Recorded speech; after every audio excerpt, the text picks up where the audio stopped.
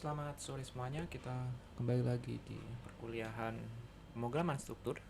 Kali ini kita sampai di minggu ke-6. Jadi, ya minggu ini kita online ya. Tapi sebenarnya saya mau ngajar online, cuma mungkin ya lebih baik saya taruh di YouTube supaya bisa dilihat berkali-kali ya. Kalau online mungkin saya harus nge-record, terus harus bukan ya, harus merevisi lagi. Jadi, saya harap dengan video YouTube ini membantu pembelajaran kalian. Kalau ada pertanyaan silahkan tanya di grup ya, nggak perlu sungkan, tanya ke asisten dan gunakan sebaik mungkin waktu yang ada untuk belajar. Jadi skill is important than your grade gitu, daripada nilai kalian. Oke, baik. Kita ada di minggu ke-6 tentang statement. Jadi ya harusnya ada review dulu ya. Jadi mungkin saya harap kalian sudah melihat udah praktikum ini ya minggu ke-6. Ya ini saya belum update ini minggu ke-6 ini modul praktikumnya. Yang sudah saya update tuh minggu ke-5. Tapi nggak apa-apa nanti sambil jalan ya. Kalau ada updatean tuh kalian bisa cek di sini update-nya kapan ya. Jadi di sini ini kalian bisa lihat 2 weeks ago. Oh berarti saya update di 2 minggu yang lalu gitu. Itu bisa dilihat di commit sini di GitHub saya. Itu ya ini terakhir itu sampai week 5, text is not review ya, tapi minggu 5 saya belum nge-review. Terus ada beberapa minggu kedua fix title ya, beberapa saya selalu commit di sini ya. Itu bisa dilihat progress dari tutorial di sini. Jadi tiap tahun akan saya update-nya. Jadi mungkin tahun depan lagi berubah-ubah. Ya tergantung perkembangan ya. Tapi ya ini saya update mengikuti. Mungkin yang saya update adalah exercise, itu pasti. Exercise dan mungkin beberapa typo, atau mungkin ada saran dari kalian jika tertarik bisa, kalau mau bisa ngajukan pull request ya, tapi mungkin harus belajar tentang GitHub itu apa, tapi nggak masalah. Oke, berikutnya kita kembali lagi ke minggu ke-6. Jadi di minggu ke-6 kita akan membahas tentang statements. Saya harap sudah belajar tentang statement di praktikum. Nah, di dalam statement ini adalah bagian keempat dari topik dasar yang kita bahas ya. Jadi merah ini introduction, biru ini core topics ya, topik utama. Sebenarnya ada banyak core topicsnya JavaScript, tapi saya pilih yang krusial, yang penting dan yang masih relate dengan Python. Dan nanti kita akan coba fokus ke sini setelah semua ini paham. Ya sebenarnya ada beberapa hal yang harus dipahami lagi, tapi nggak apa-apa. Beberapa saya skip ya karena keterbatasan waktu, jadi harus dirangkum dalam 14 pertemuan. Belajar JavaScript is not simple ya, tapi saya coba untuk memberikan materi ini. Ya jadi sebelum kita bicara statement, kita harus tahu dulu tentang posisinya di mana. Jadi di dalam slide ini kita bisa lihat posisi dari statement itu apa. Jadi ini Arisa, ini karakter yang saya perkenalkan di minggu lalu. Jadi dia jadi narator ya di slide ini. Dia mengatakan bahwa statement itu adalah building block dari JavaScript program. Ini sebenarnya bukan JavaScript program ya, of JavaScript ya, nggak apalah programming. Jadi semakin ke atas tuh semakin abstrak, artinya kita tidak lagi memikirkan hal yang di bawahnya, kecuali terjadi error, kecuali kita mau mengembangkan teknologi baru. Jadi itu namanya level of abstraction. Jadi kita seperti komputer, kita tidak lagi fokus membuat saklar 0101 transistornya arusnya berapa gitu, kita tidak perlu lagi memikirkan itu. Kita juga tidak perlu lagi memikirkan gimana transfer data dari memori ke CPU, kita tidak memikirkan itu.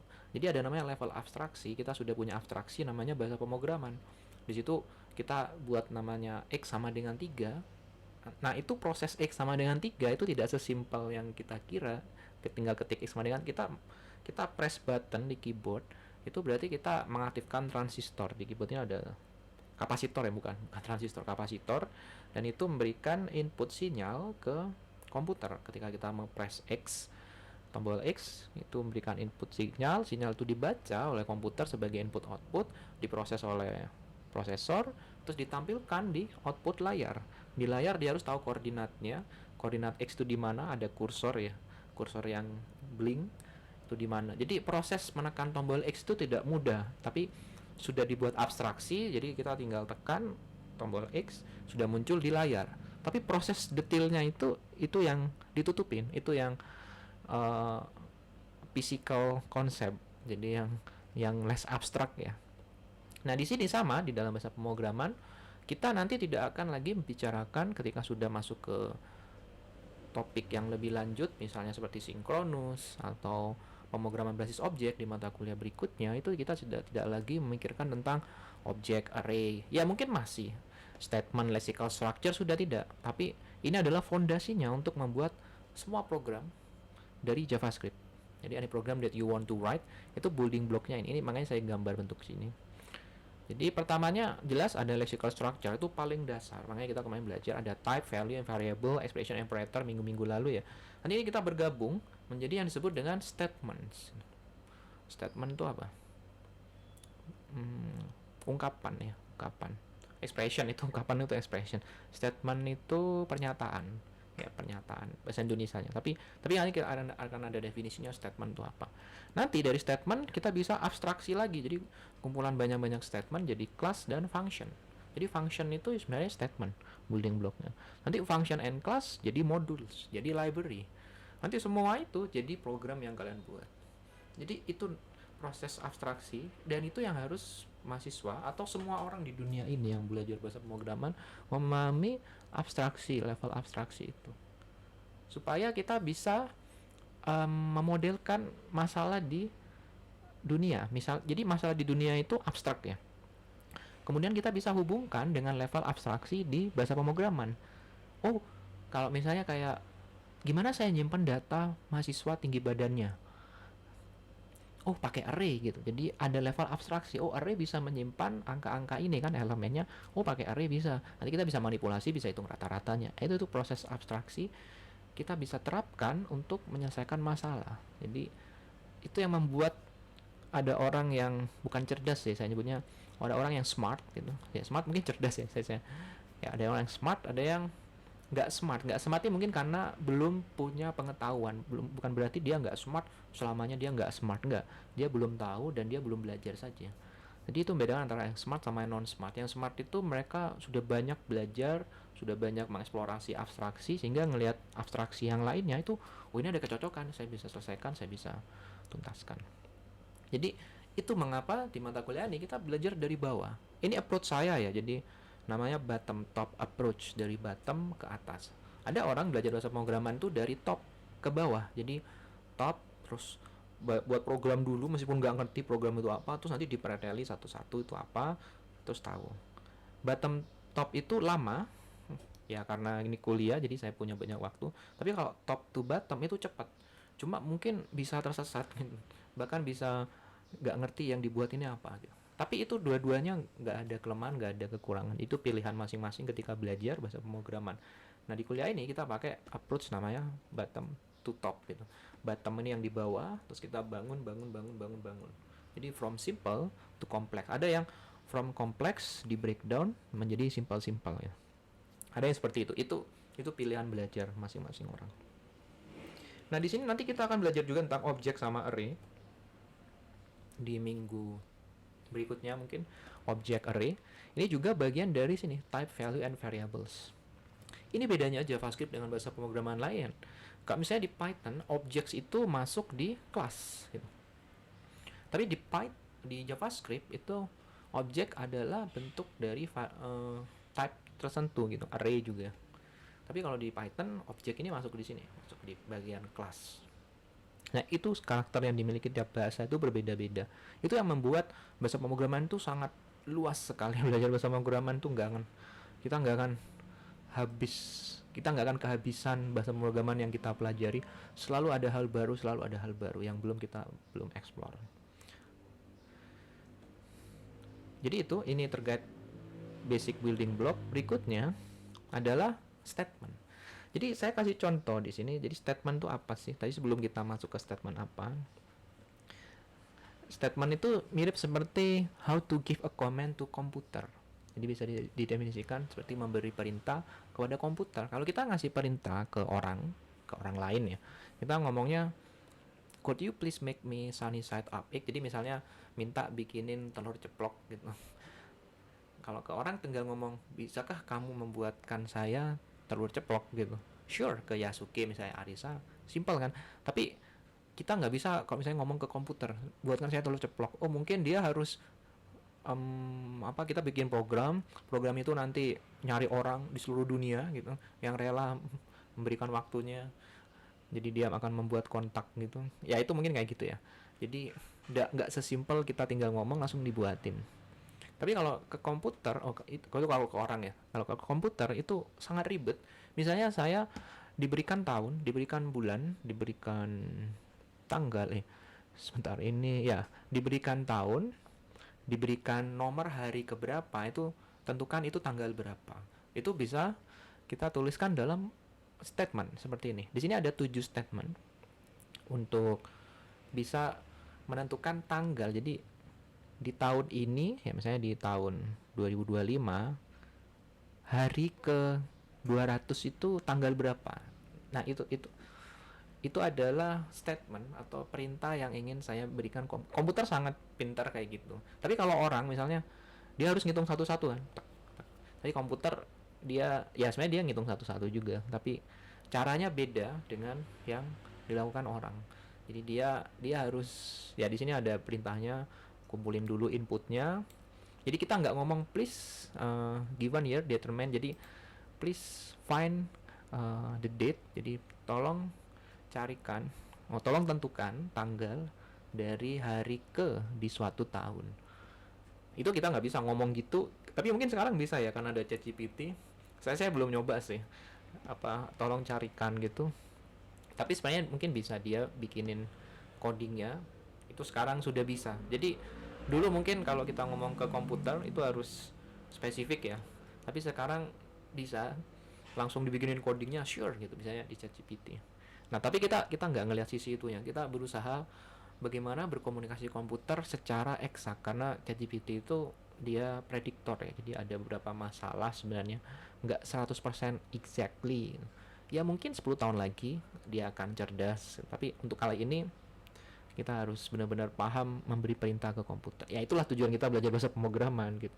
Ya supaya kita punya kendali ya ke komputer itu. Kalau kita nggak punya kendali, jadi dia yang menentukan hasil output, nah itu nggak enak gitu. Kita dikendalikan oleh hasil dari komputer. Kita yang mengendalikan, oh hasilnya harus seperti ini. Oke, tapi itu di luar topik pembahasan tentang AI dan segalanya. Tapi ini ya, ketika perbedaan antara berkomunikasi dengan komputer dengan berkomunikasi dengan orang. Kalau di komputer kita harus spesifik, tapi kalau orang mereka bisa paham, oh maksudnya gini toh ya, langsung buatin telur ceplok. Jadi ini programnya, ini kalian bisa coba ya programnya. Jadi harapan saya itu setiap ada program ini dicoba gitu. Jadi ya saya bahkan buka VS Code, terus kita akan coba ya program itu. Buat folder misalnya week 6 gini, kemudian new file.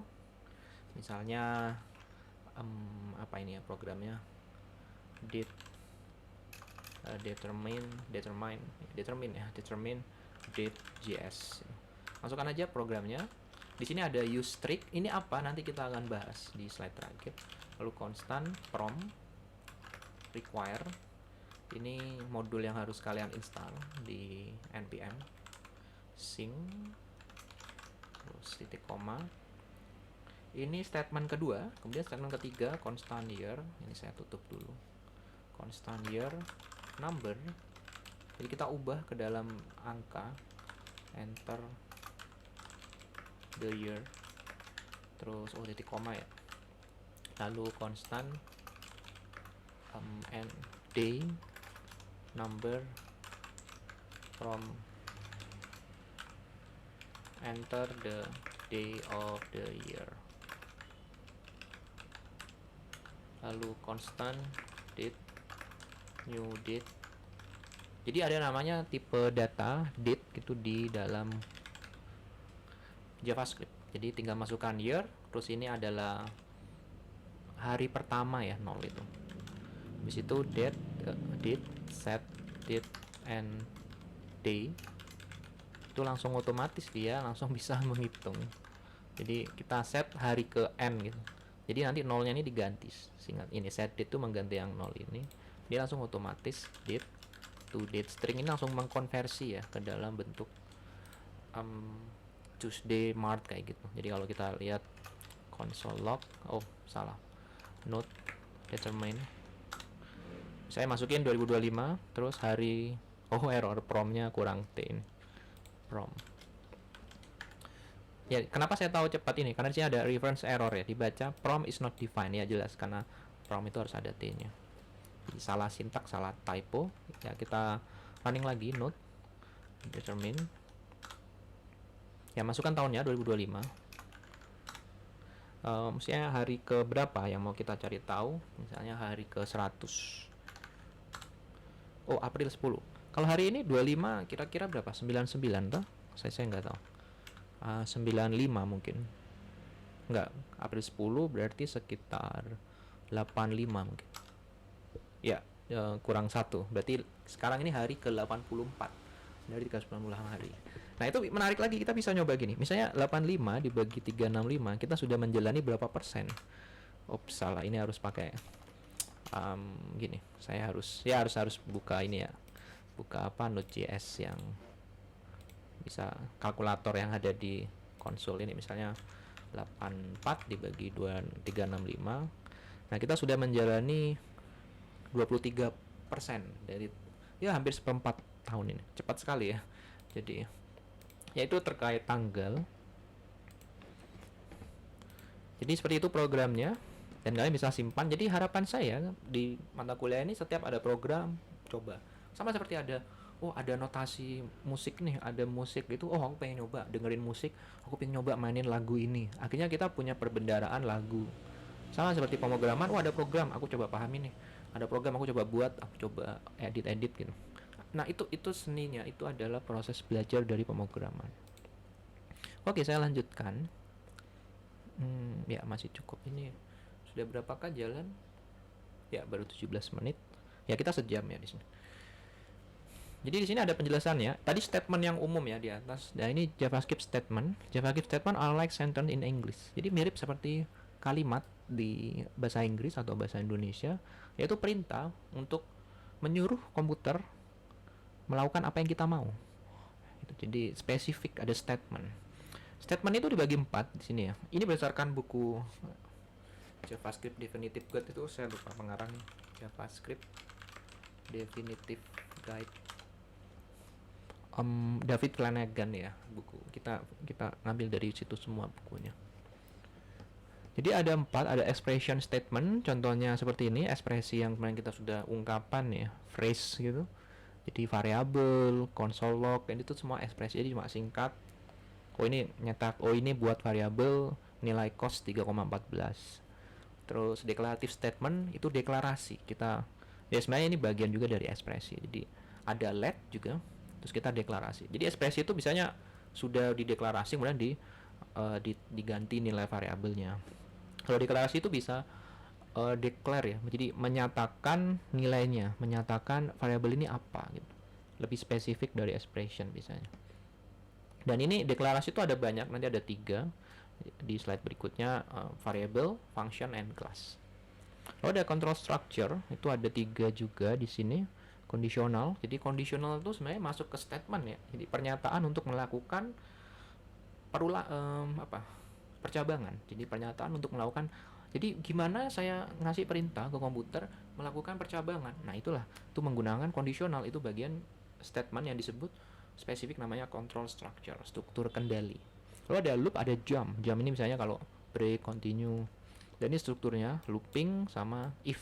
Ya ada if else, ada if. Nanti kita akan belajar percabangan itu di minggu berapa ya? Sebentar, percabangan itu saya enggak, kayak di sini saya percabangan, karena minggu depan kita objek ya, setelah lebaran array kemudian function gitu ya. Jadi masuk di sini juga. Nanti akan dibahas di slide berikutnya. Oke, kembali lagi. Ya ini expression statement. Jadi setiap ada ini saya jelaskan satu persatu. Dan sini ada expression statement.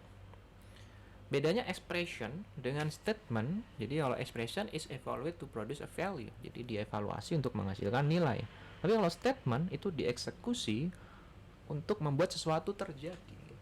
Jadi itu ya memang bagian statement, ekspresi itu bagian dari statement ya. Di dalam statement ada ekspresi, artinya ada yang dievaluasi untuk menghasilkan nilai. Tapi nilai itu kemudian kita assign ke dalam variabel. Jadi maksudnya apa? Statement itu ada sesuatu proses yang ketika kita nulis itu ada proses yang terjadi di dalamnya, something happen. Contohnya di sini apa? Something happen, variabelnya berubah dari cx yang pertamanya undefined, habis itu kita kasih assignment ini ya sama dengan, maka nilai cx yang pertamanya undefined dia dikasih nilai dengan mat cos 3.14. Nah, kalau di sini dia kita eksekusi langsung ada nilai yang, kalau di sini nilainya masih undefined. Jadi nilai dari ini statement itu undefined. Tapi CX itu punya nilai. Jadi something happen, yaitu dibalik semua ini adalah CX punya nilai. Nilainya adalah cos 3,14. Jadi itu perbedaannya ya. Kalau expression dia evaluasi langsung punya nilai, jadi masukin ke console log ini misalnya diisi 4, 5 langsung keluar nilai. Kita ketik 4, nah itu ekspresi 4 tambah 2, 4 tambah 3, 4 tambah 5. Tapi kalau statement itu dieksekusi to make something happen. Jadi satunya dieksekusi, satunya dievaluasi. Makanya harus ada nilainya apa? Bisa undefined. Undefined juga nilai ya. Kemarin sudah belajar null, undefined, none. Itu perbedaannya. Terus ini digabung, makanya ini disebut jadi kayak gini sebagai expression ini yang nggak ada let-nya mungkin ya.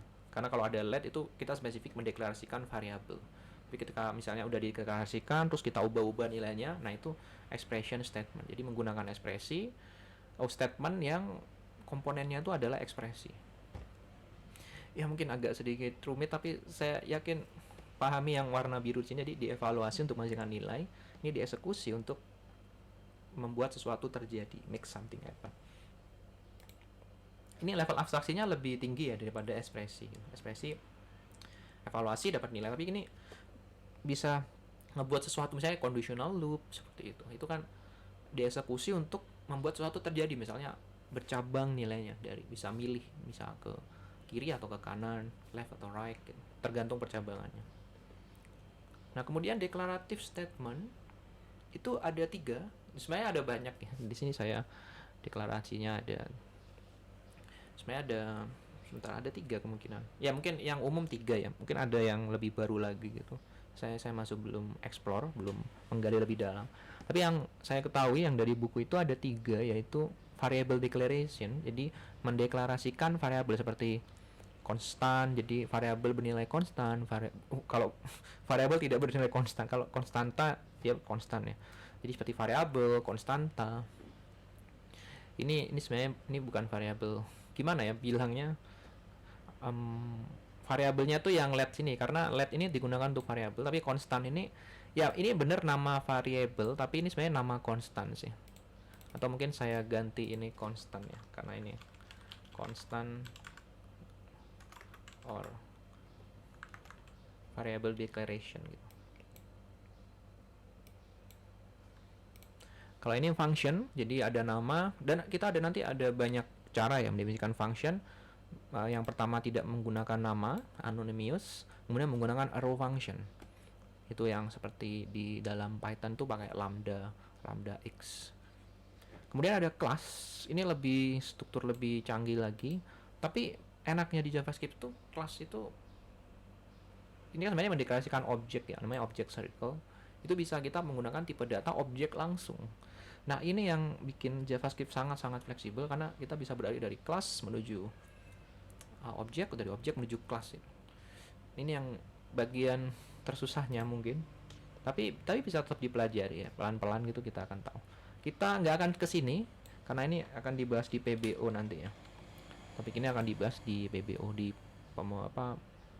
pemrograman berbasis objek. Kemudian control structure itu ada 2 di sini, saya pakai 2 aja ya. Jadi ada yang struct line sama ada yang control flow dengan conditional sama loop.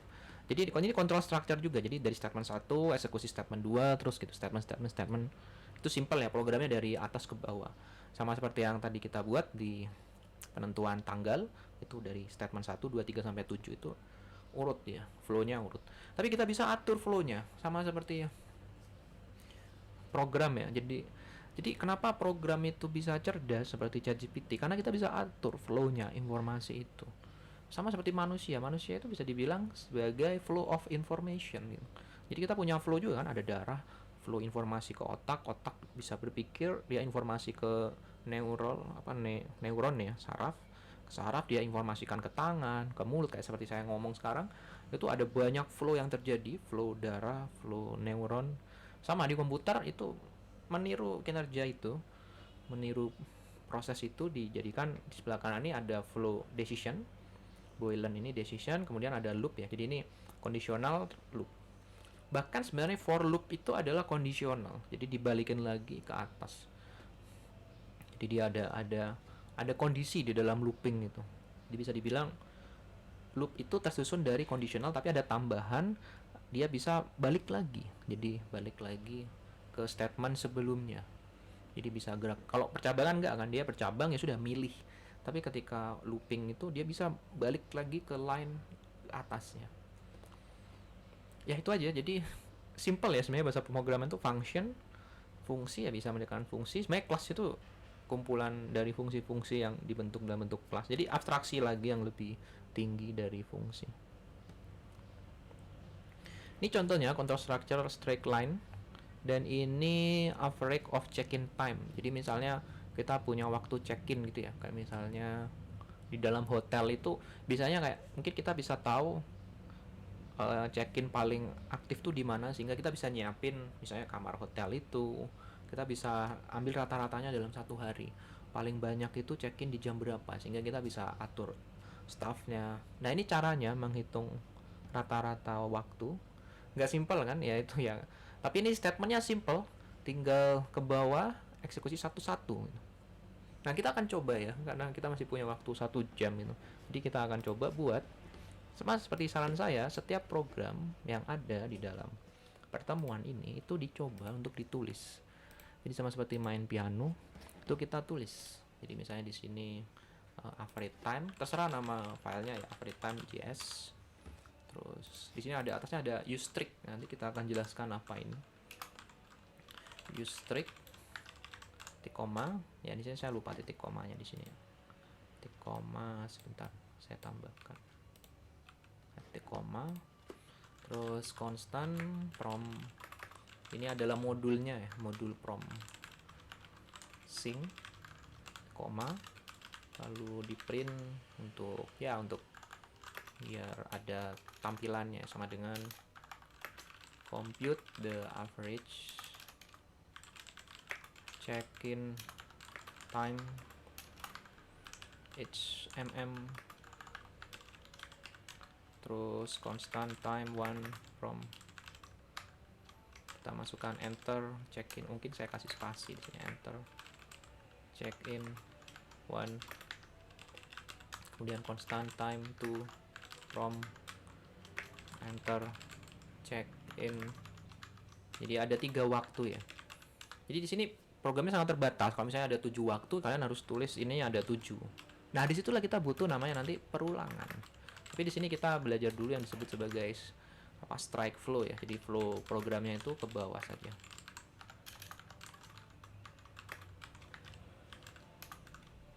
Oke, kemudian let time parts. Ini kita bikin variabel yang akan kita isi. Jadi kita akan pisahkan nanti beberapa nilainya. Jadi inputnya itu seperti ini ya. Jadi input datanya nanti diisi 08.49, 07.230. Nanti dia bisa hitung otomatis. Jadi kita pisahkan bagian time parts-nya. Yang bagian jam sama bagian menit. Jadi misalnya time parts kita split dulu, time 1 split. Karena inputnya string ya, kita bisa split. Split titik 2 gini. Jadi pemisahnya titik 2, nanti ada 2 nanti kalau bisa dicek. Misalnya saya mau cek dulu nih programnya, bisa pakai console, save dulu, kemudian jalankan average time.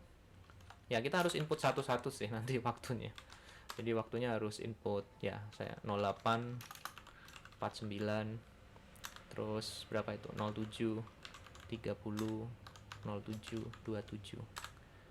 Ya itu dia akan split menjadi array ya. Kita masih belum ke situ tapi nggak apa-apa, kita sudah pernah belajar di Python kan, jadi kita take it for granted dulu. Nah, kemudian kita ambil, ya ini saya hapus konsolnya. Kita bisa tuliskan, oh jam itu yang bagian pertama. Jadi bisa pakai parts in, ingat kembali di pertemuan sebelumnya, parts 0. Kemudian bagian minutes itu bisa mengambil dari bagian time parts yang kedua. Kemudian total time itu kita tambahkan untuk yang jadi hours dikalikan 60 ditambah minutes. Jadi untuk yang jam pertama yang 849 kita jadikan menit semua satuannya. Nah, kemudian kita lakukan yang sama, makanya ini tinggal di copy saja. Kita lakukan sama untuk yang waktu kedua. Tinggal ganti 2 saja di sini, dan oh ini salah, ini time parts. Ini juga sama time parts. Jadi perlu hati-hati terkait typo. Kemudian kita copy lagi ini untuk yang ketiga, time parts. Kemudian kita tuliskan let average time total time bagi 3. Jadi tinggal bagi 3 sudah punya total time. Kemudian baru kita print. Kita nyatakan dulu average hours. Jadi pakai floor average time tadi dibagi 60.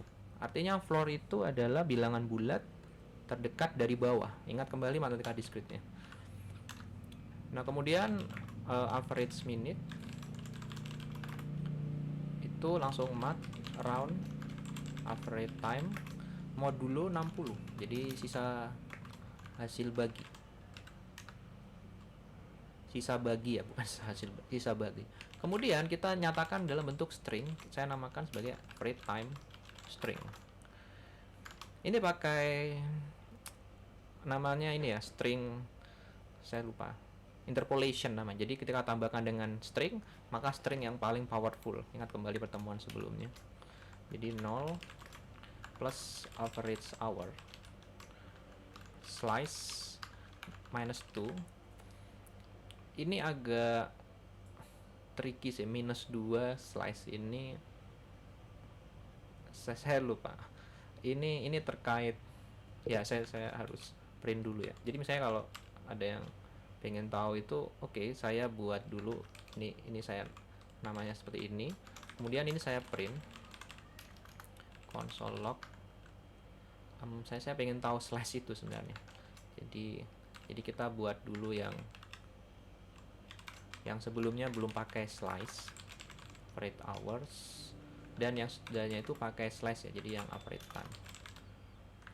time string. Ya, saya pengen ngecek, sudah lama tidak menggunakan program ini. Oke, masukin lagi berapa? 0849 0730 0727. Ya, dia 0707. Jadi ya ini mungkin seperti saya lupa ya, average hour, average time string. Oh, misalnya gini. Kalau ya, jadi ini kenapa saya pakai slice tuh? Misalnya nanti jamnya itu ternyata bukan 7. Misalnya rata-ratanya 12. Jadi kalau saya tambah 0, 12 itu akan punyanya 0, 12. Nah, itu kita slice, saya ambil dari minus 2 sampai akhir. Jadi ini min 1 ini sebelah paling kanan, min 2 sebelah paling kiri, nanti diambil yang minus 2 itu. Nanti kita akan belajar ya tentang slice itu di array. Jadi di pertemuan tentang array itu minggu depan ya. Array belum, objek dulu minggu ke-9 itu tentang array. Oke, kemudian slice, kemudian kita tambahkan dengan titik 2.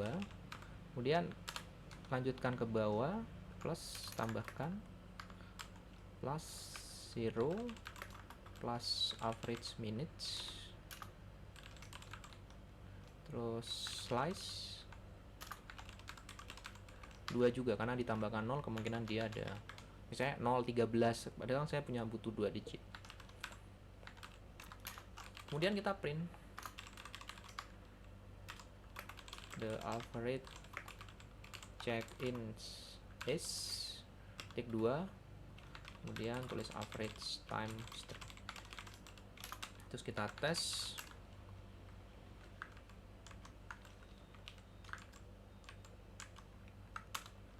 Kita isi 0849 0730 0727. Ya 755 seperti sini kan. Jadi seperti itu. Ini programnya ke bawah, nggak ada percabangan, nggak ada loop, nggak ada. Tapi kita bisa simplifikasi menggunakan loop nanti. Oke, kita kembali lagi ke slide-nya. Ya di sini ini yang sebentar. Ya ini nggak bisa ini bisa diklik ya. Oke. Nah di sini berikutnya adalah menyederhanakan program tadi menggunakan loop. Jadi kita bisa sederhanakan bagian yang tadi ada time 1, time 2, time 3 seperti ini. Jadi kita sederhanakan sehingga simple, programnya menjadi seperti ini. Ini ilustrasinya tidak menunjukkan ilustrasi program ini ya. Jadi ini bukan flowchart program ini, bukan. Ini flowchart yang sebelah kiri dan ini tuh beda. Ini ilustrasi saja tentang yang saya ambil dari control flow yang di atas tadi. Statement 1 2 3 4. Jadi ini ilustrasi, bukan flowchart yang di sini ya. Yang sini karena di sini tidak ada kondisional, saya belum masukkan. Ya mungkin ke depan saya akan bikin contohnya yang tapi akan rumit kan. Ya, makanya saya hanya mencontohkan yang simple saja di sini.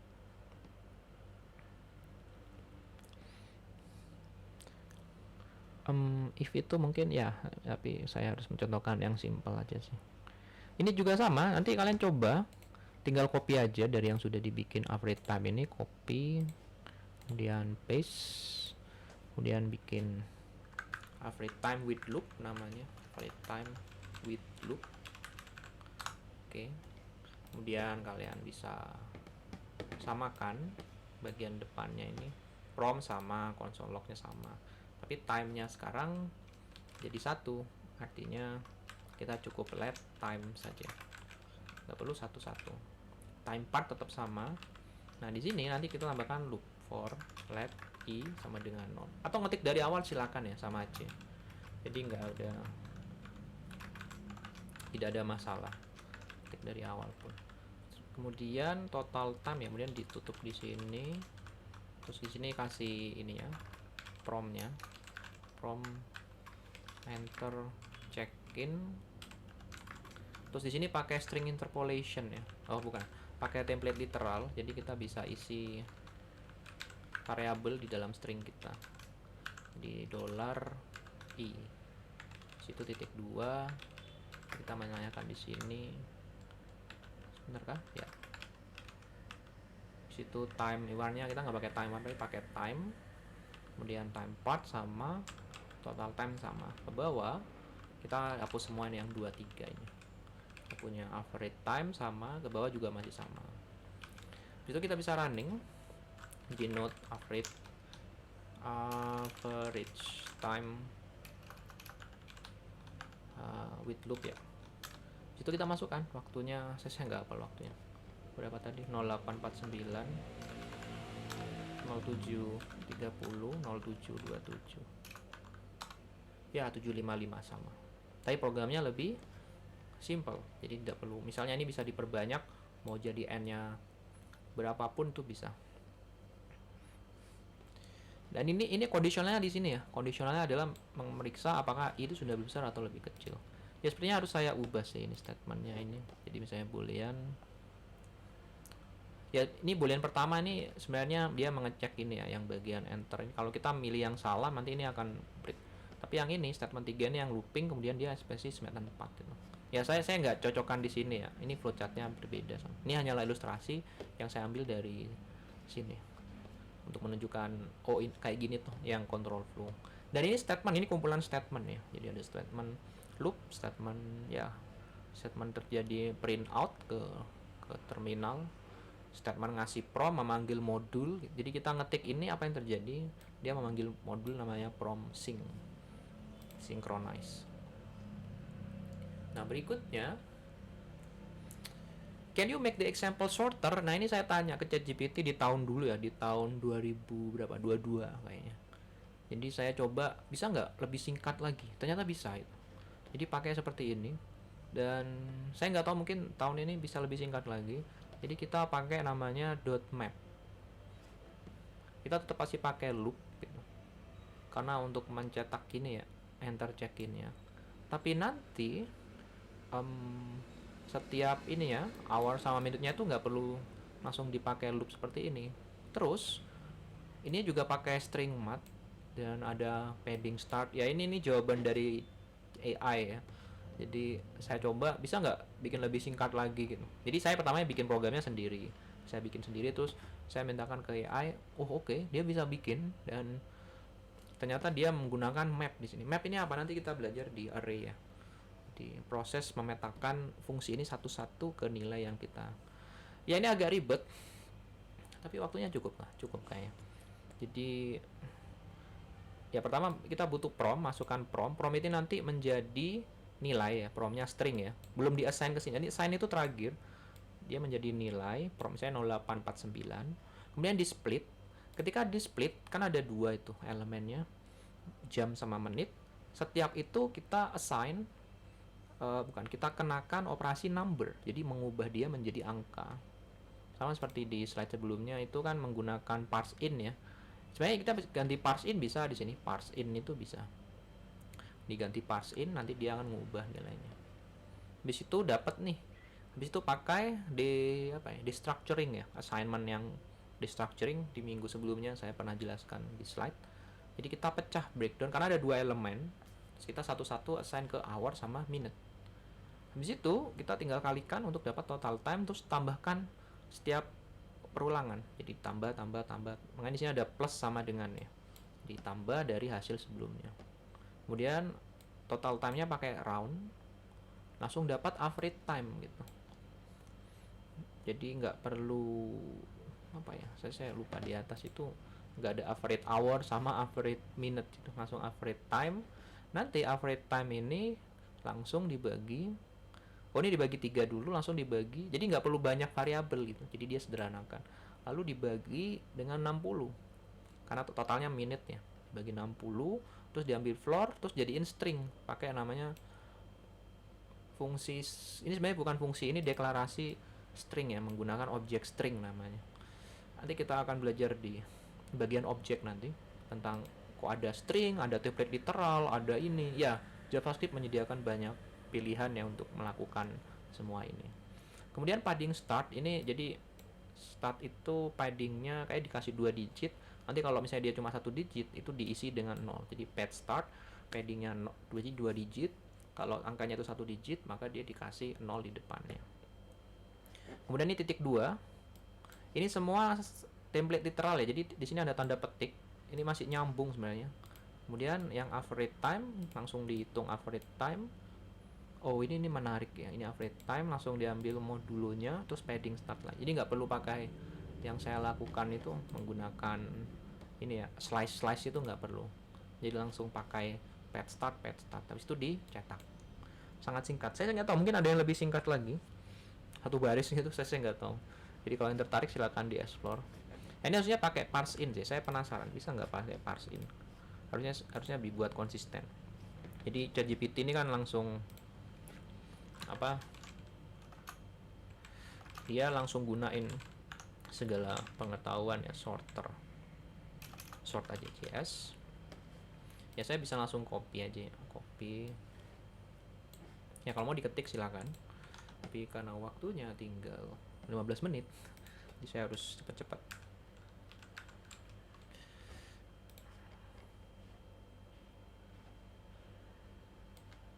Ya seperti ini ya. Ini nggak usah komennya ya. Misalnya saya penasaran, saya mau ganti ini dipakai parse in itu, bisa nggak ya? Saya bisa pakai koma ini dot split dot map parse in, karena itu dua-duanya juga fungsi sebenarnya.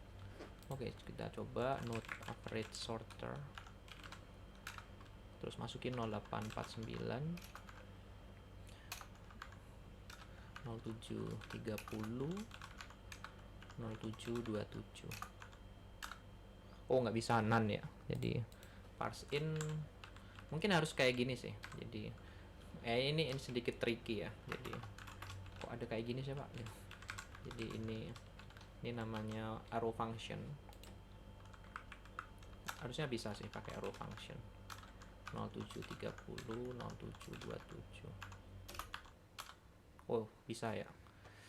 Ya ini saya nggak tahu kenapa ke bawah 0755 average time-nya dia ke bawah. Ya ini karena saya print ke bawah, ini harusnya satu line sih. Ya seperti ini harusnya satu line. Jadi harus pakai, kalau parse in pakai kayak gini ya. Nanti kita akan belajar ini namanya row function. Jadi ada input, terus ini outputnya ngapain. Ya bisa pakai number. Ini number yang coding pertama kita di atas ini ya. Oh, number itu di mana? Saya lupa numbers. Nah ini coding yang pertama kita di sini kan pakai number. Ini bisa pakai parse in bisa sebenarnya. Tapi number itu lebih umum, bisa desimal, bisa integer. Seperti itu. Oke, ini contohnya. Kemudian kita lanjut. Sama juga dan lebih cepat, dan AI sekarang canggih ya gitu. Jadi usahakan kita paham dulu apa yang kita buat supaya nanti kita nggak diburu-buru sama AI-nya gitu. Misalnya kita nggak ngerti codingnya, terus AI-nya ngasih jawaban kan, ya coba ini aja, ini berhasil ini. Kayak apa ya? Kayak sales gitu loh, ada sales obat gitu. Terus kalau kita nggak paham obat itu ngapain, ya kita ditipu sama AI-nya. Bisa jadi obat itu palsu gitu, sama kayak coding, kita nggak ngerti nih coding itu bacanya, terus dikasih saran sama AI, coba ini aja, ternyata di balik itu ada virus, ada potongan coding yang berbahaya gitu, yang ngebuat AI-nya punya backdoor, pintu belakang untuk bisa akses program kalian. Makanya itu memang penting paham. Dan semakin AI-nya canggih, itu semakin the best of aja dia, waktu terbaik kita, the best time ya untuk belajar pemrograman. Karena di titik ini kita punya akses ke AI untuk belajar, dan kita juga punya akses untuk bikin AI lebih canggih lagi. Bukan berarti ada AI terus kita coding, nggak usah coding, enggak. Malah ini waktu terbaik karena kita pengen tahu yang terjadi di AI itu. Nah kemudian kondisional, ini yang penjelasan lebih dalam lagi tentang control structure.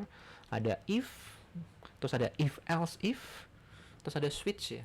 Ini di Python nggak ada switch, dan ini ilustrasinya untuk if else.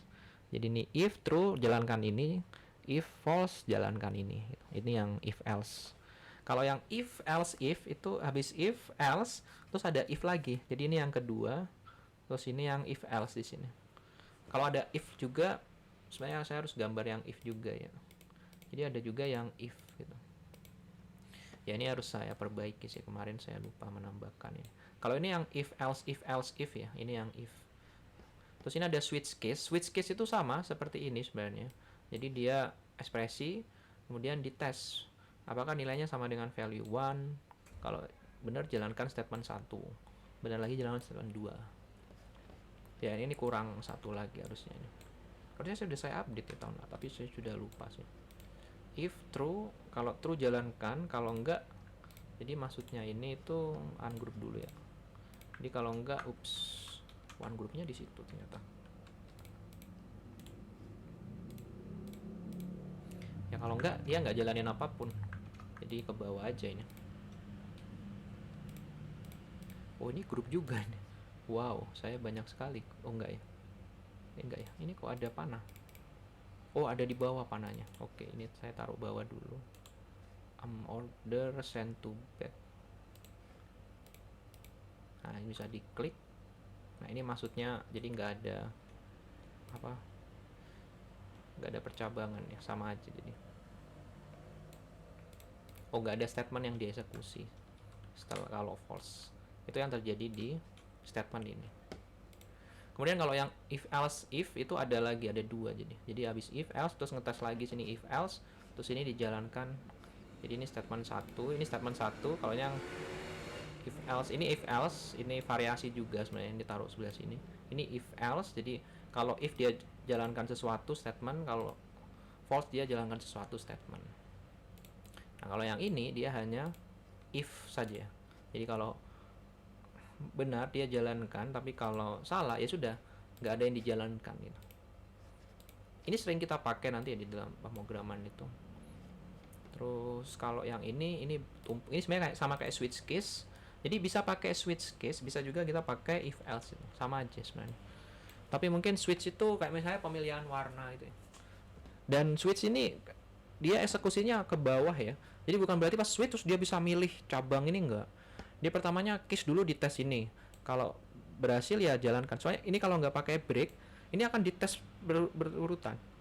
Jadi value 1 gagal, lanjutin lagi value 2 gagal. Makanya kalau pengen bercabang banyak itu langsung tambahkan break. Jadi habis ini break, dia nggak akan tes yang di bawah sini. Seperti itu. Terus ada tambahan default. Ya saya nggak akan jelaskan terlalu banyak yang switch karena yang sering dipakai ini mungkin yang dua ini. Tapi ini menarik, ini kayak bahasa pemrograman yang kayak di C, Java itu ada switch. Tapi di Python hanya ada if else saja. Oke, if else. Ya ini harus coba nanti programnya. Berikutnya loop. Jadi loop itu ada while. Jadi kalau while itu tes dulu booleannya, habis itu statementnya dijalankan. Tapi kalau do, jalankan dulu statementnya, kemudian dites while. Jadi ada while, terus ada do while. Lalu ada for, ini for ya. Jadi pertama initialize dulu variabel indeksnya. Habis itu dites apakah dia lebih besar, kemudian dijalankan statementnya, kemudian dites ditambahkan increment. Jadi di misalnya i terus tambahkan lagi i pertama 0 tambahkan 1 gitu. Jadi ini for loop ya. Dan ini sama semua. Ada dua variasi, nanti kita akan belajar di array sama objek. Itu nggak perlu pakai indeks seperti ini. Lalu berikutnya jump ya. Jump itu kita bisa lompat gitu. Jadi misalnya statement conditional true, terus di tengah itu kita tes lagi. Kalau true ya jalankan, kalau itu langsung lompat gitu. Jadi nggak perlu looping ke atas lagi. Beda ya, kalau di sini kan ada looping ke atas ya. Di tes terus looping ke atas, dia tes bisa langsung lompat, nggak perlu jalanin lagi. Jadi itu jump tuh sepertinya di sini. Bukan sepertinya, jump itu ada di sini, ada if lagi. Jadi ada biasanya digunakan seperti di while loop ya. Jadi dia looping, kalau di tengah jalan tuh ada sesuatu yang nggak sesuai, dia langsung break. Itu biasanya digunakan untuk catch error. Misalnya try catch finally, kalau masih ingat try except di Python itu tetap dipakai juga jump. Nah ini terakhir, jadi ada disebut sebagai use strict. Jadi masih ingat ya, di atas itu ada namanya use strict. Jadi itu statement namanya miscellaneous apa ya? Saya nggak tahu sendiri. Saya tambahan ya.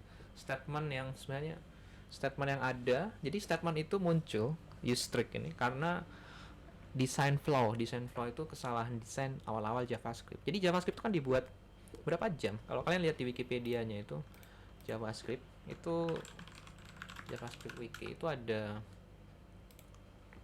ini ya sejarahnya, itu dibuat semalaman sepertinya kalau nggak salah.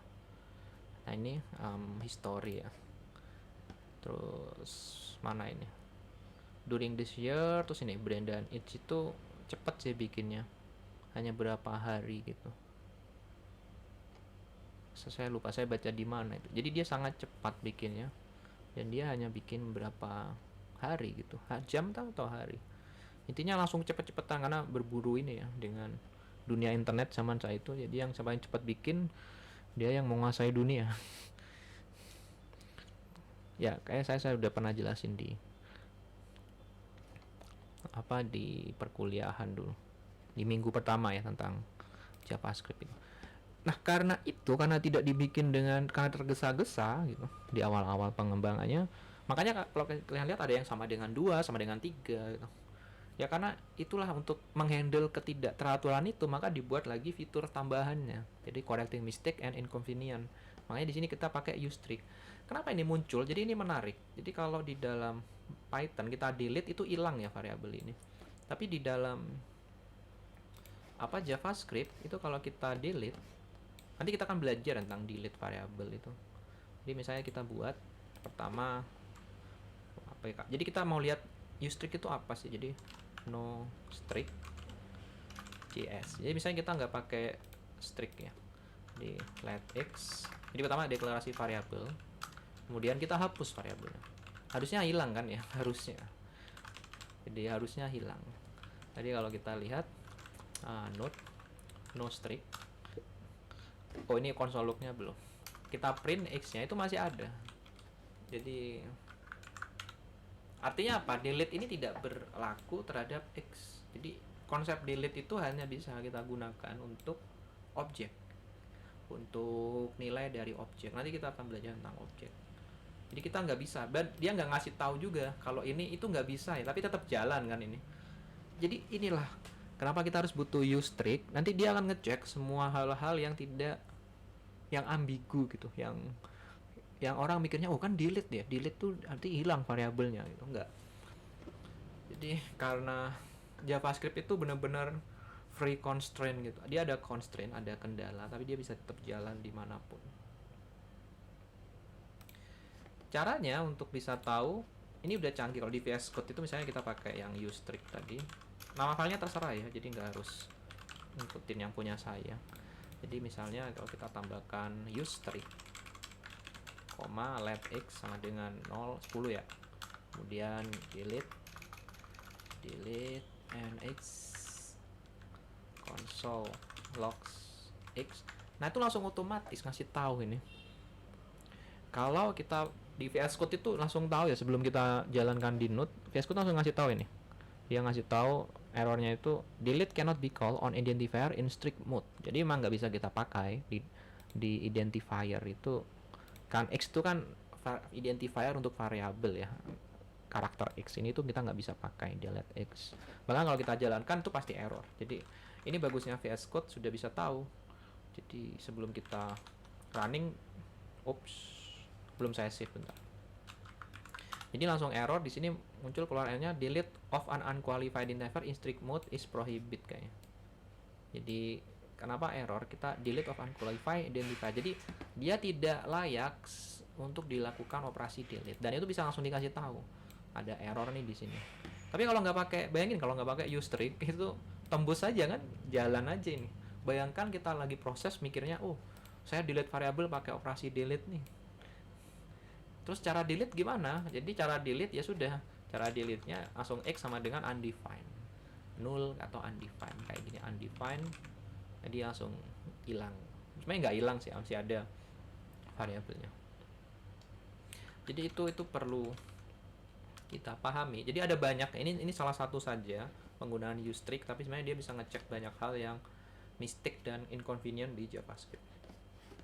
Biasanya delete itu bisa dipakai untuk menghapus nilai dari suatu objek. Ini objek nanti ya, kurung kurawal ini. Ini mirip seperti dictionary di Python, tapi beda struktur secara besarnya, tapi simbolnya hampir mirip. Bisa dibuat untuk dictionary di Python. Nah kalau kayak ini bisa nanti di delete, x-nya itu kosong, nggak ada ini variabel. Property nanti nyebutnya ini property, ini nggak ada lagi, jadi dia kosong seperti itu.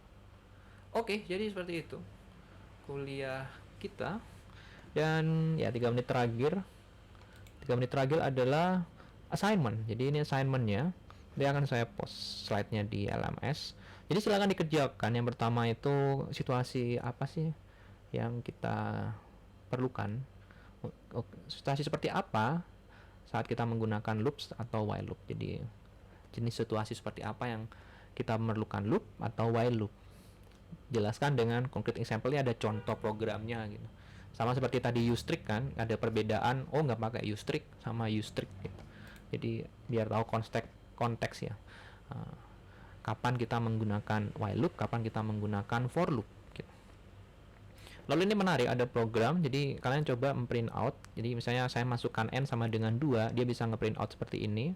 Kalau n sama dengan 3, print out seperti ini. N sama dengan 5, print out seperti ini. Jadi artinya di sini ada 01, dia ini 1. Kalau ini 01, 12, ini 1, 2, 3. Kalau ini 012, 1, 2, 3, ini 1, 2, 3, 4, 5, 6. Jadi nanti dia bisa otomatis sampai n 9. Ya sebenarnya bisa n berapapun ya. Nanti misalnya 5 di sini, ini 4, nanti lanjut 1, 2, 3, 4, 5, terus jadinya 6, 7, 8. Ya silakan dibuat program. Ini mungkin yang paling susah dari semua soalnya. Terus habis itu emulasi, jadi simulate ya. Nah, ini to simulate the X restriction. Jadi simulasikan X restriction di game. Misalnya di Steam itu kalau mau akses game kan ada keterbatasan ini ya, usia. Itu coba simulasikan. Nah, ini bisa pakai if else, itu bisa selesai. Kemudian yang keempat itu buat program histogram. Jadi enter your input number, terus nanti dia bisa gambar histogram seperti ini. Ini soal saya ke mata kuliah yang lain ya, tapi di sini saya jadiin soal. Dan ini sangat simpel karena kalian bisa masukkan input di sini. Kalau bagus lagi bisa ada data, dia bisa otomatis bikin ini sebenarnya kepakai ketika, jadi kapan sih pakai kayak gitu, misalnya mau lihat, jadi kalau pernah tahu namanya age stop ya, jadi masih ada waktu kah? Ya ada waktu sepertinya. Sebentar. um,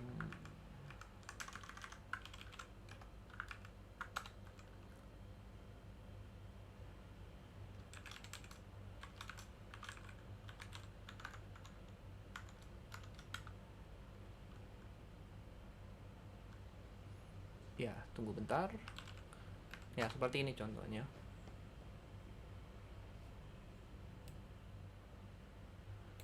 Ya seperti ini di terminal saya ada 32 core. Nah itu ini saya lagi running di komputer jauh di sana gitu. Jadi dia ada garis-garis ini kan. Nah itu menunjukkan berapa kali prosesnya. Itu bisa digunakan untuk tampilan di command line interface seperti ini. Jadi nah itu kenapa sih saya buat soal seperti ini? Karena ini ada aplikasinya. Kalau misalnya pengen bikin aplikasi untuk ngecek apa resource dari komputer tapi nggak pakai GUI, nggak pakai, hanya pakai command line interface, itu bisa pakai ini. Lalu yang kelima terakhir, masih ingat ya mata kuliah saya matematika diskrit. Nah coba simulasikan ini sirkuit ini dengan program JavaScript. Perlu diingat hanya menggunakan konsep yang sudah kalian pelajari di minggu kedua sampai minggu ke-6, yaitu minggu ini. Jadi nggak usah menggunakan function, no. Kalian masih belum belajar tentang function gitu. Jadi cukup yang sudah dipelajari. Jadi simulasikan proses. Jadi misalnya saya masukkan x0, y1, x1, y0 itu bisa. Kalau tertarik nanti bisa lanjutkan bikin penjumlahan ya. Karena ini kan apa half adder ya. Kalau masih ingat ini half adder. Kalau mau bikin full adder, jadi kalian bisa bikin kalkulator tapi pakai boolean algebra. Kalau pakai boolean search, jadi bukan kalkulator yang 2 tambah 2 langsung keluar 4, tapi kalian masukkan sinyal bitnya ya 0101 gitu. Itu kalau tertarik bisa dilanjutkan program ini, tapi cukup kerjakan ini aja. Dari semua ini yang paling susah menurut saya yang nomor 2 ini. Tapi saya nggak tahu, saya belum mencoba ke ChatGPT, bisa nggak ChatGPT ini.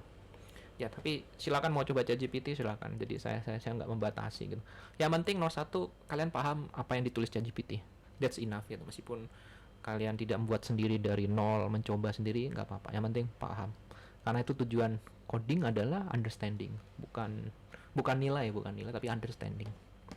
Oke, baik, itu saja dari saya, lebih 2 menit.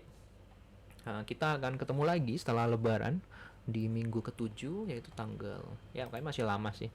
Ya selamat menikmati liburan dan selamat mengerjakan tugasnya. Tugasnya ini mungkin saya kumpul seminggu ya sebelum minggu 7 ya. Jadi nanti masih punya 2 minggu lah kalian. 2 minggu kayaknya. Karena masih libur ya tanggal 8 ini. Ya tanggal 15. Mungkin 3 mingguan untuk mengumpulkan ini. Jadi itu saja, semoga bermanfaat dan terima kasih sudah hadir, sudah menonton kuliah saya ini.